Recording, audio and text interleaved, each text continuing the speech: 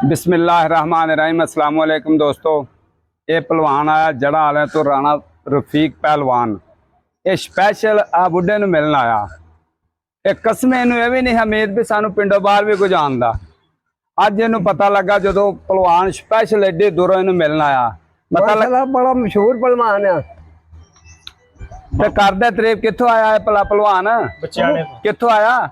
बच्चाना फैसला कित्थों आया है? दस्या जा गए अगे ओनू आहो तू भी दस दे मूंहों हैं लदाड़े हो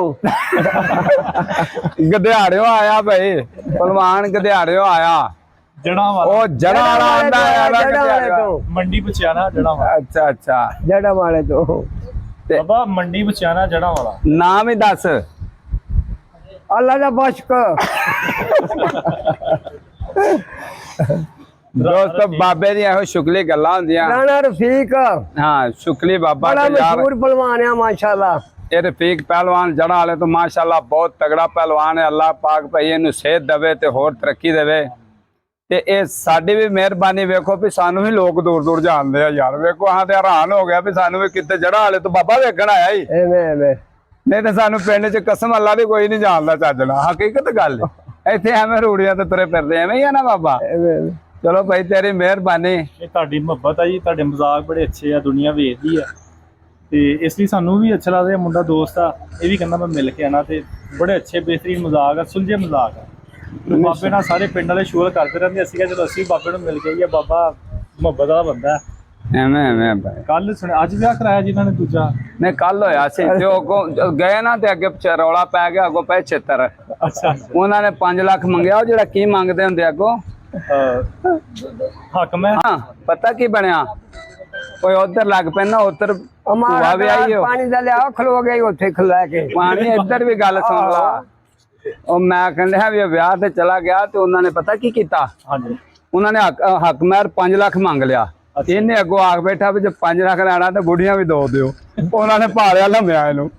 उन्होंने वो सजाया विच जंजी दे विच बराती दे विच सड़वाला ये सवेरे सेक दिंदा फिरे। ते पहलवान साहब भाई रफीक तुसा काम की करदे जो उत्थे? ਆਪਣਾ ਵੰਡੇ ਦਾ ਕੰਮ ਆ ਜੀ, ਸੁਪਰ ਜਨਾਸ ਵੰਡਾ ਨਾਮ ਆ अच्छा ਤੇ ਉਹ ਗਾਏ ਭੈਂਸ ਡੇਰੀ ਲਈ ਕੰਮ ਆ, ਗੋਡ ਫਾਰਮਿੰਗ ਲਈ ਕੰਮ ਆ। ਅੱਲਾ माशाल्लाह ਦਾ ਸ਼ੁਕਰ ਹੈ ਜੀ। ਛੋਟਾ ਜਿਹਾ ਸਟਾਰਟ ਕੀਤਾ ਸੀ, ਘਰ ਹੀ ਸਟਾਰਟ ਕੀਤਾ ਸੀ। ਅੱਜ ਮਾਸ਼ਾਅੱਲਾ ਪੂਰੇ ਪਾਕਿਸਤਾਨ 'ਚ ਡਿਲੀਵਰੀ ਹੋ ਰਿਹਾ, ਕਾਰਗੋ ਹੋ ਰਿਹਾ ਮਾਸ਼ਾਅੱਲਾ। माशाल्लाह माशाल्लाह ਅੱਲਾ ਦਾ ਬੜਾ ਕਰਮ ਹੈ ਜੀ। बड़ी सोहनी गल है। सुनिया ही हो की आख्या इन्हें? ਸੁਪਰ ਜਨਾਸ ਵੰਡਾ सुपर जनास वंडा आह बंडा रखया ओने कुकड़ियां नू पाउण वाला।